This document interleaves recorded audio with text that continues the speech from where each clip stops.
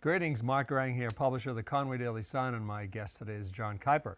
John, how are you? I'm great. How are you doing? Good. John is a Democrat. He's running for governor, and people aren't so familiar with you from here. So, where are you from? What do you do? What's your background? Sure. So I have lived in New Hampshire pretty much my whole life, aside from a couple of years I spent traveling around Australia. And I grew up in Stratham. I've been living in Newmarket for the last 10 years, running a small business. It's a little restaurant. And I've got a 9-year-old son. He goes to the Newmarket Public Elementary School, and that's really important to me. I live in a small apartment above where the restaurant's based. What kind of restaurant? So we were doing tacos, burritos, bowls, burgers, all that sort of stuff. You know, the restaurant was really the reason I got into politics, frankly, because we are in this area of town where there's just not a lot of parking. Is that near the Stone Church? Yep, right at the bottom of the hill. Really? Yeah. Because I lived in Newmarket, I went to UNH, and you must get a lot of UNH kids there. Yes, definitely. Yeah. We did. It's been a lot less lately. Because? The housing has gotten more expensive. So a lot less college kids, a lot more working professionals. And the issue is that there's not enough parking. So I got involved in local politics to try to build more parking in Newmarket. And frankly, I ran into the issue that a lot of towns are running into, where we spend so much money on our schools, there's not money for infrastructure like parking that my business definitely needs and needed. And so I closed my business in July to focus on running for governor because that seemed more important. But you've also you've been on local boards in Newmarket, so you have political experience. I do, yeah. Yep, I was on the ZBA and the Town Council, the Energy and Environment Committee. And to me, because, you know, New Hampshire has this local control where I think we need to do everything from the town level. And I think the government, the governor, and the House and the Senate should be working with our local community to help them with these issues of housing, education, and property taxes. You're going from, and we can talk about the issues in a minute. Yeah. So I'm not asking necessarily an issue question, but why governor? I mean, you know, that's starting at the top. Yeah, totally. You know, the issue is that the state reps and the senators don't get paid. So I could not really afford to drive to Concord and serve in that capacity, and neither can many working class people. I mean, even middle class people can't afford to do it for no money. What's the governor get? It's like $140K, you know, I can deal with that. Even if it was $100 a day for the state reps, I would do it. Because you're advocating, we're switching gears here a little bit, but you've advocated for higher pay for state reps and senators, or just state reps, or what do you? You know, I think they both should get paid more. I think it's a full-time job for the Senate for sure. The state reps, you know, it's a little bit less work for them, but still, I mean, it's a lot of work if you want to do it right, and we should pay people for this work. You know, I think that's really important. What would you suggest? $100 a day would be fine with me. I mean, if we started with that, that's something that I could work with. I think a lot of working class people could do $100. So that's $500. Let's say it's $500 a week. Is that during session or all the time? Just session, yeah. Just when they're there, you know, incentivize them to go. Okay, so if it's 100, how many days do you go? How many days is this session? So it's roughly like $10,000–$12,000 per person a year. So like $4 or $5 million. Yeah. All right, that's fair enough. Yeah. Issues. Education with the Democrats is a big one. Yeah. And I guess vouchers is probably number one. The education freedom accounts, and I'll just, if I can, I'll just summarize it. And that started a few years ago, and it was income-based at that point for low-income people. And I think most people get on board and say, oh, you know, it's $5,000 per family or kid, actually. And if you're low income, you can use the $5,000 to go to a private school, religious school, or homeschool. Yeah. And now it's unlimited income, and it turns out like 85% of the people who are in that program never went to public school anyway. Yeah. So, I mean, it's a direct transfer of the taxpayers' money to private schools, in a way that I disagree with completely, especially at a time when our schools are struggling to begin with. And if you read the New Hampshire Constitution, it strictly says, you know, tax money is not supposed to go to religious education. It's right there. And obviously the Supreme Court has decided otherwise on a national level, but I would agree sometimes with the Republicans say like education should be a state issue. I agree with them on this. It should be decided by the state, and the state should be able to decide, hey, do we want our tax money going to private schools, private religious schools? I think, you know, the Constitution doesn't agree with that. I think the founders of this state wouldn't agree with it.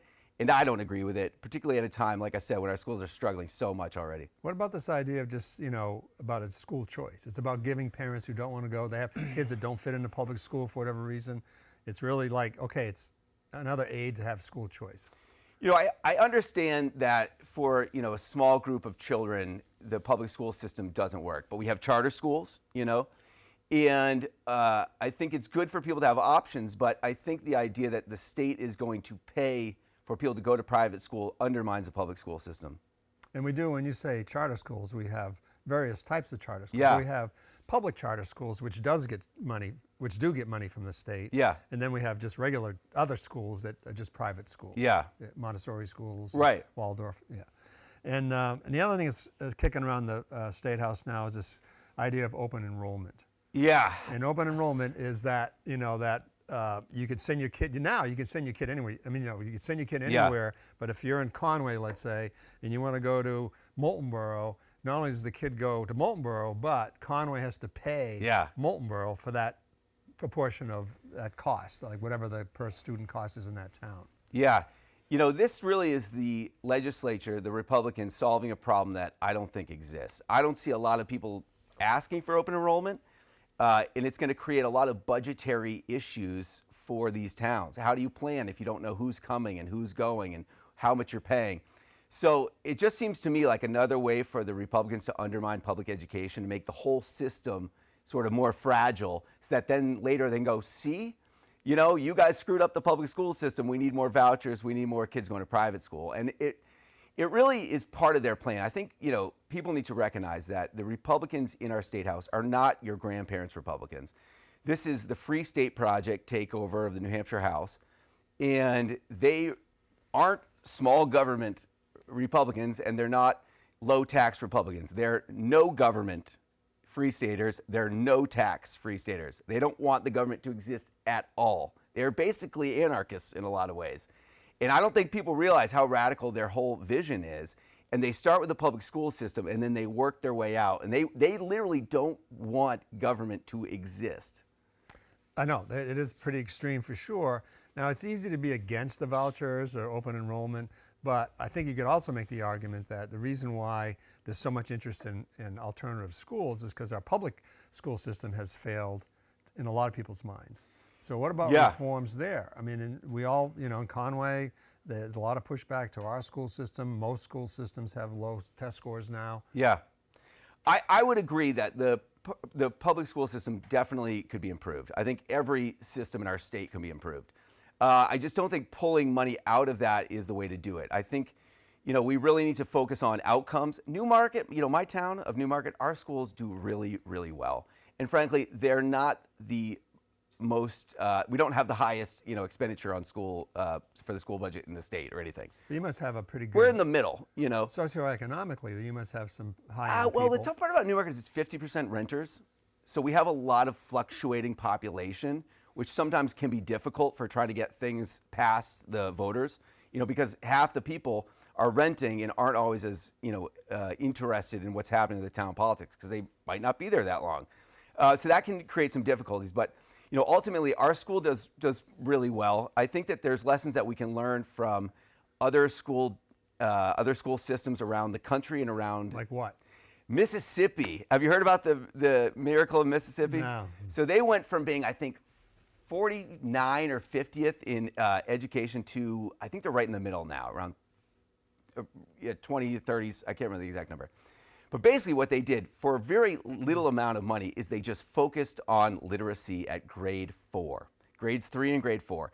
And basically they said to kids, you have to be able to read by grade 4 or you're going to stay back. And it forced the parents to teach their kids how to read earlier because they didn't want the kid to stay back. And they actually didn't even have that many kids have to stay back. But it turns out if you let kids pass grade 4 without really competent literacy skills, the rest of their educational career is going to be very difficult, obviously. How does a kid do well if they can't read? And it turned out that just this one thing, focusing on reading and reading comprehension, changed their whole, their whole educational outcomes. And so it's so important to invest in, preventative maintenance, if you will. Yeah, and that makes sense. I mean, we actually, one of our school board members here is particularly interested in those early primary school years for that reason. Of course, the school, anytime you're talking about school, you're talking about taxes and money. Yeah.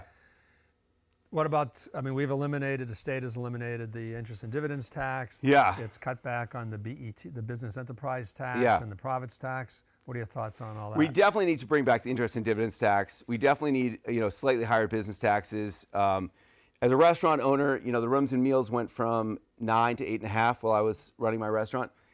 That didn't help me at all.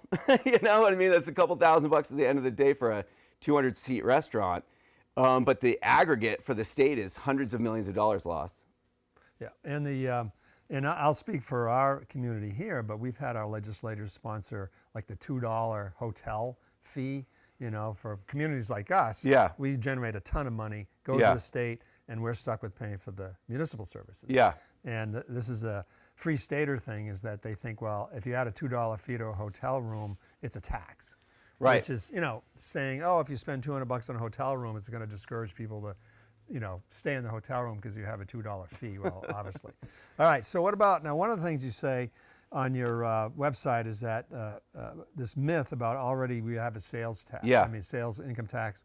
So why do you say that? Is that an entree that advocate for a sales tax? I say that because as a restaurant owner, restaurant owners are collecting sales tax versus via rooms and meals, and we're paying income tax via business enterprise tax or business profit tax, depending on how profitable you are. Right. So those taxes exist, and it just drives me absolutely crazy when I hear Democrats and Republicans saying, oh, we don't have income tax and sales tax. I'm like, hey, I've been collecting this sales tax for 10 years.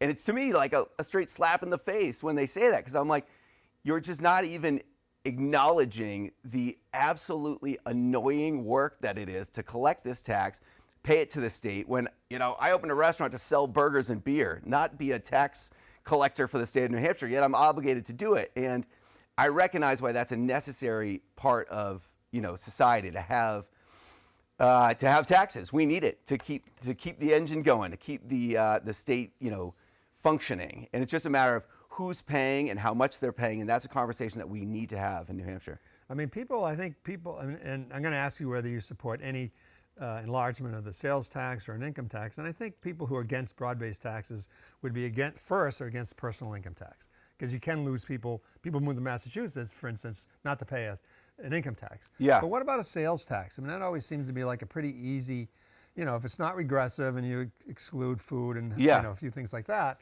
it just seems like, hey, you want to consume a lot, you pay 5% or something. Yeah.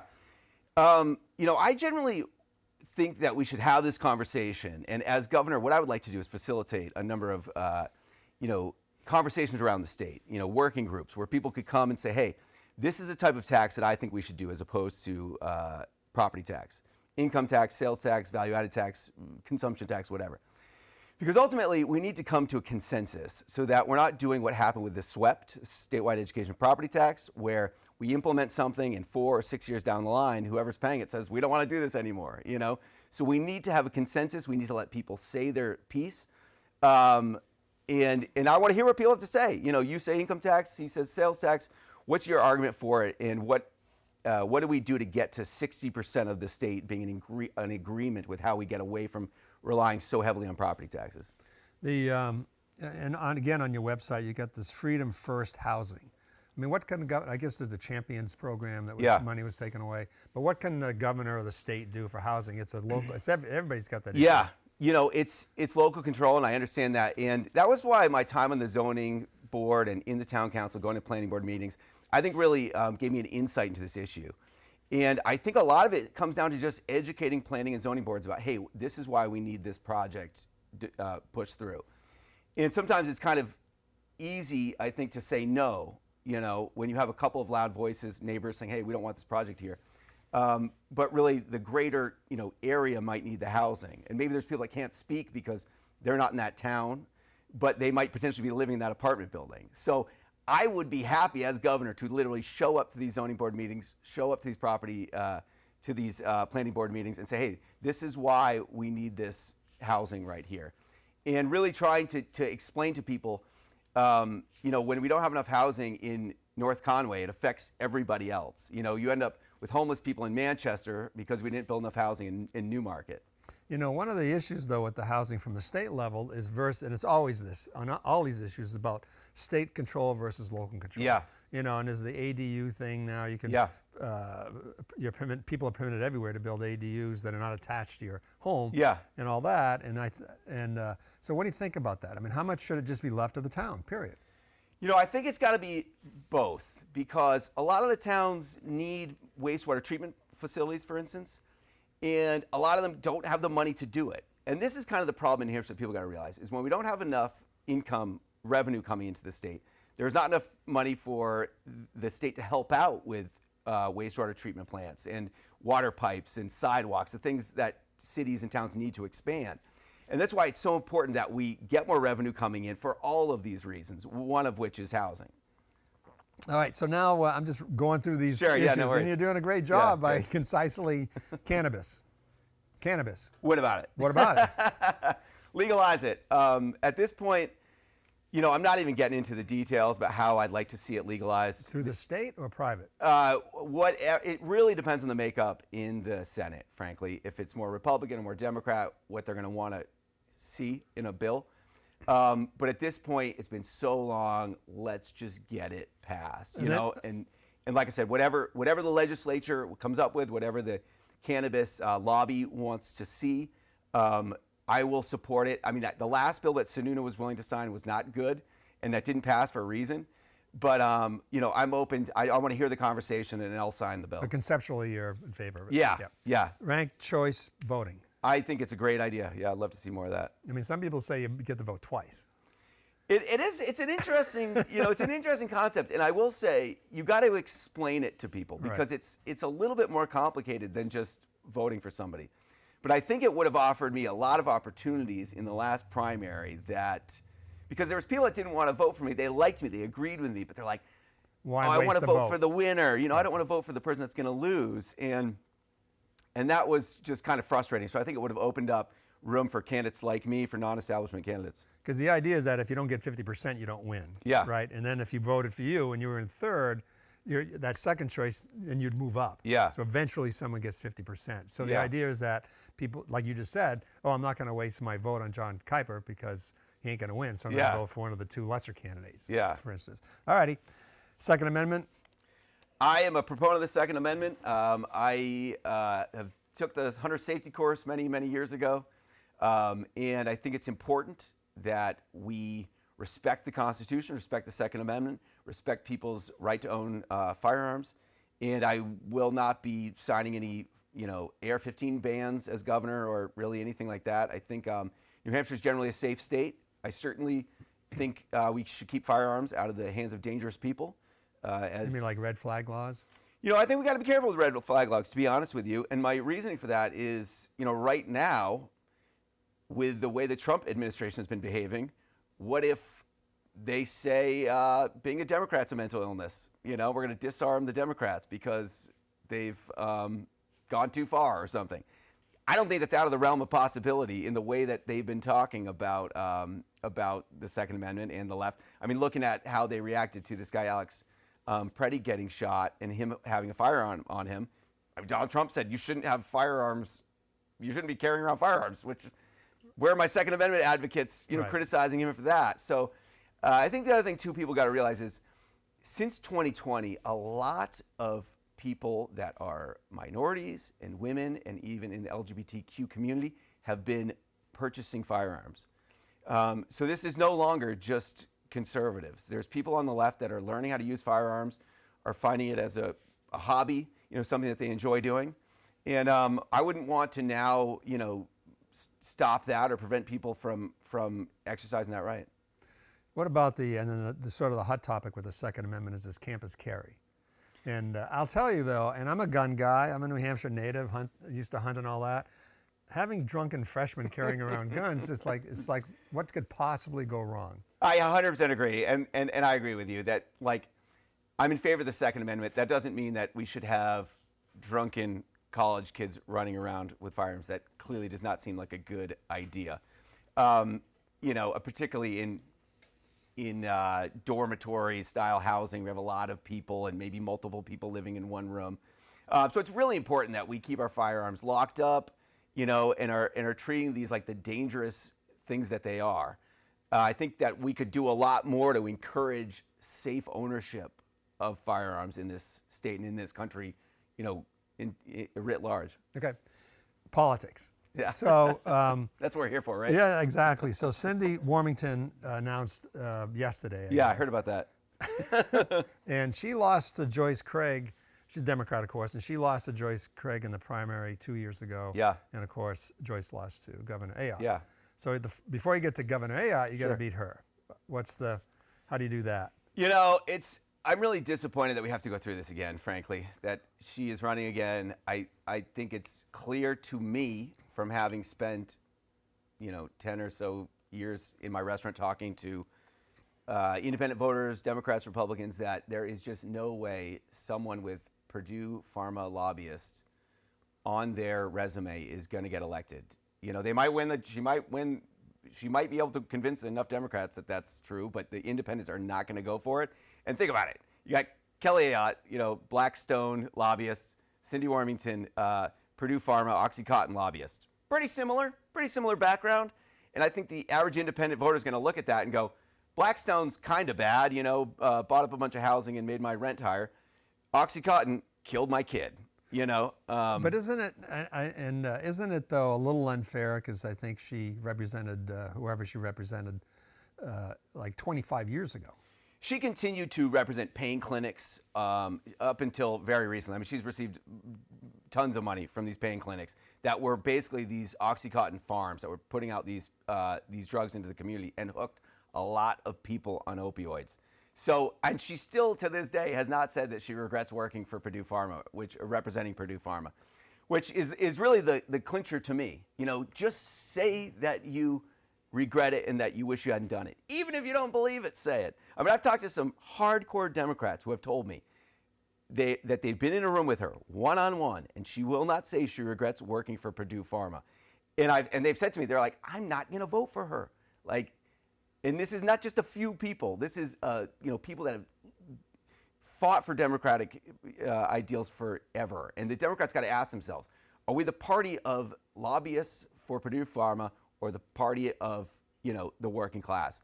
And the working class decimated by the opioid epidemic.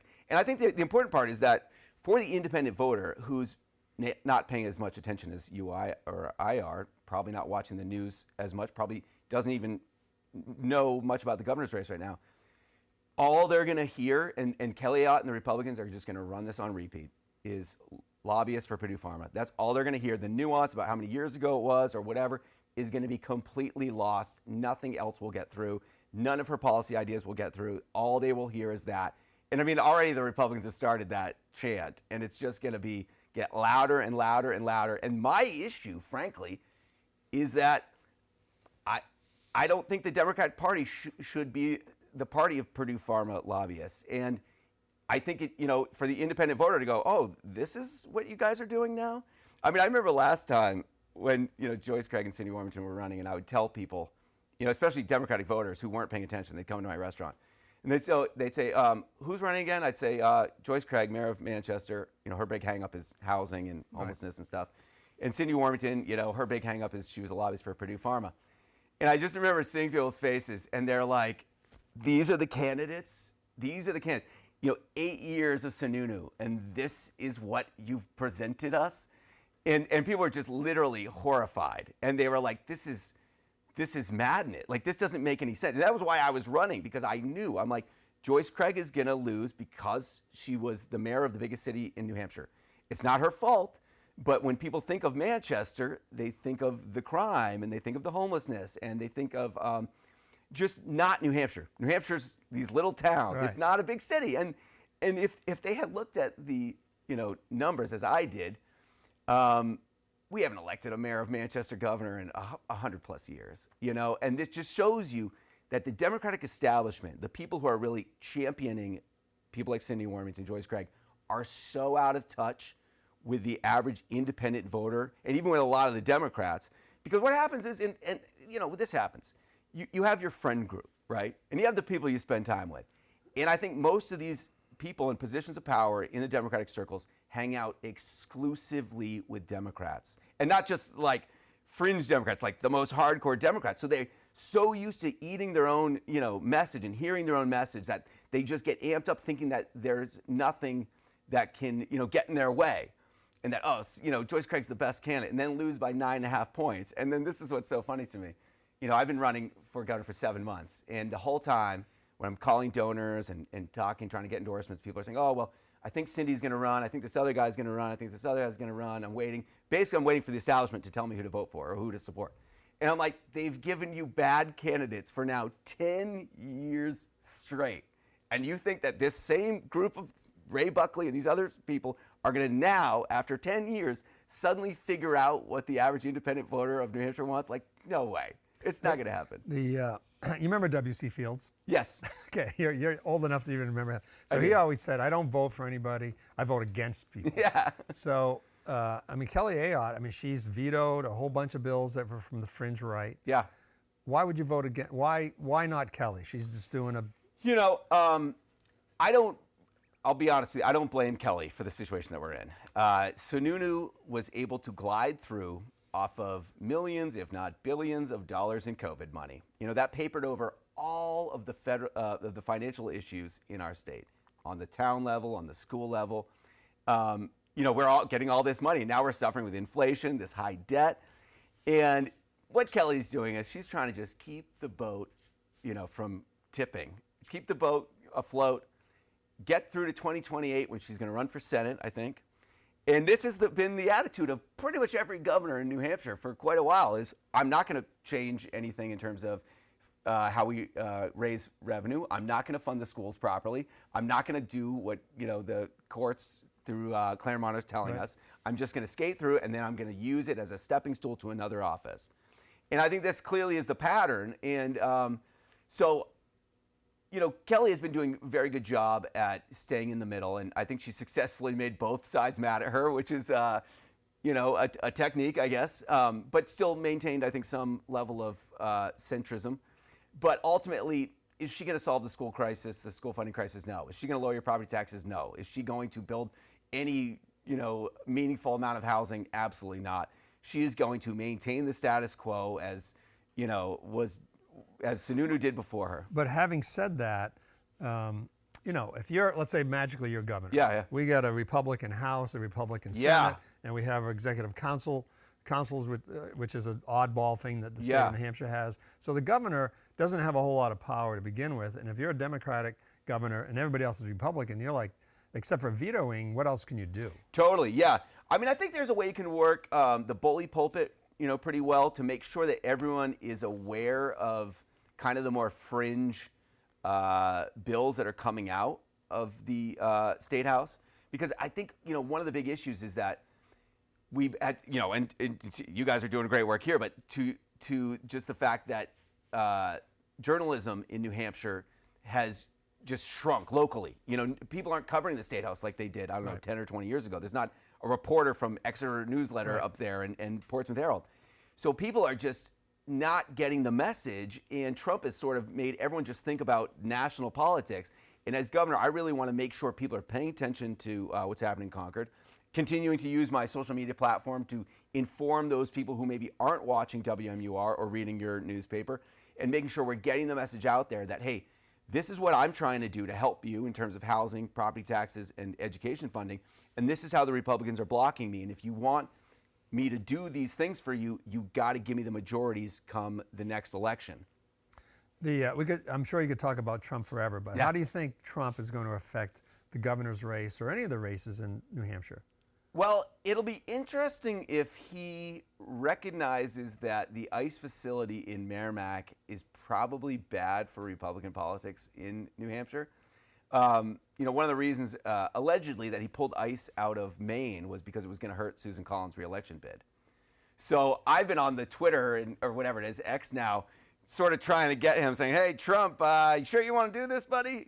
Because I think, ironically, his overreach with ICE in the enforcement, how violent it's been, just the chaos. It seems like a lot of these people aren't really trained that properly. Right. that well, and then these facilities being sort of rammed into these communities without a lot of oversight or a lot of information being given to the folks on the ground, I think is going to give the Democrats the potentially maybe even the votes to impeach him, which I think is kind of ironic, that his crown jewel proposal is really going to radicalize a lot of the independents and also a lot of the Democrats to turn out and vote for Democrats in 2026. I always think the Epstein file may get him, if anything is. Well, but that's another story. I know, so, we can talk about it. But so, I mean, one of the questions is one more question about the Merrimack facility. Sure. And what's her name? Sarah Stewart got kind of thrown under the bus for that. She got fired. And the question is, when did Kelly Ayotte know, and what did she know? Yeah. I mean, do you have any theories about that? Because she's saying, she seems legitimate to me, saying, hey, I didn't know. Yeah, I generally am the kind of person that just believes people. If somebody says they didn't know, and I don't really know that it matters that much. I mean, people are like, oh, Kelly Ayotte's lying. And I'm like, well, she's a politician. Like, are you shocked that maybe if she is lying, is it surprising? I also wouldn't be surprised at all if the Trump administration is so completely chaotic that they didn't tell her. I mean, I would believe that. I mean, if you saw the paperwork that they showed, and it still had, I think, Oklahoma written in, like they didn't even have the time to, or the effort, or the brains to go through and change all that stuff. So I think you could say, is she lying or is it just incompetence? And I think it's most likely incompetence from all the Republican side of the decision making here. This is sort of a non-political question. Yeah. But do you ever listen to or read Michael Graham? He's on the New Hampshire Journal. Yes, all the time. Yeah, yes. He's a Republican. He's very good. Yeah. He's very good. And he just seems like, and so anywho, so he had a couple of guests last week on his podcast, and there were two Republican operatives. Yeah. And one said, so my question to you is that, and he asked this, is that New Hampshire's purple, is it going red or is it going blue? And one of them said, there are more Republicans registering in New Hampshire than Democrats who are going red. And then the other person said, no. We had like 50,000 people move in the last 2 years or 5 years or whatever it is from New York and Massachusetts, and mostly the Democrats. Yeah. So what do you think? Are we going red or blue? I want to say it's blue. I think it's kind of interesting. You're hopeful it's blue. I'm very hopeful it's blue. But it is accurate that the number of registered Democrats since Ray Buckley became chair of the party has gone down consistently. And so we got to ask ourselves, what are we doing to try to win back these independent voters? And that's why I'm presenting myself as a working class candidate, trying to win back these working class folks, these young people with simple ideas that get to the root of their problems, which are property taxes, housing, education funding.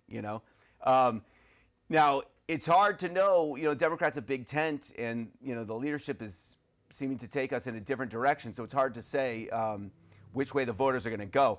I think it is interesting to think about these folks. As I was thinking about this the other day, folks who have maybe moved from Massachusetts to New Hampshire because they're like, oh, the taxes are getting too high here.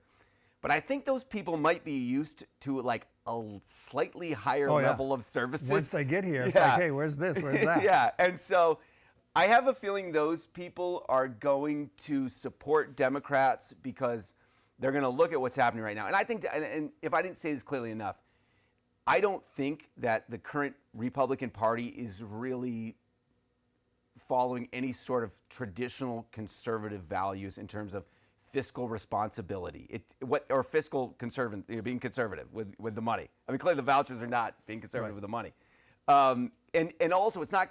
To me, it's not fiscally responsible to cut taxes today in a way that my children's children are going to have to pay more taxes to keep up the roads and the water treatment plants and the infrastructure that our state needs to survive. So I kind of just push back on the idea that there isn't even a Republican Party in New Hampshire because it's the Free State Project. It's a Free State Project. They've taken over. And I think the average Republican's got to ask themselves, is this what you signed up for? Do you have a favorite Republican? I mean, in sort of New Hampshire's history. I mean, there are a lot of moderates in our past. I know I'm putting you on the spot here. Oh, man, that is a tough one. I want to say I agree with a standard, my grandfather's Republican style platform. I agree. We need two parties, one that wants small government and limited taxes, and one that wants to do more. I totally agree with that.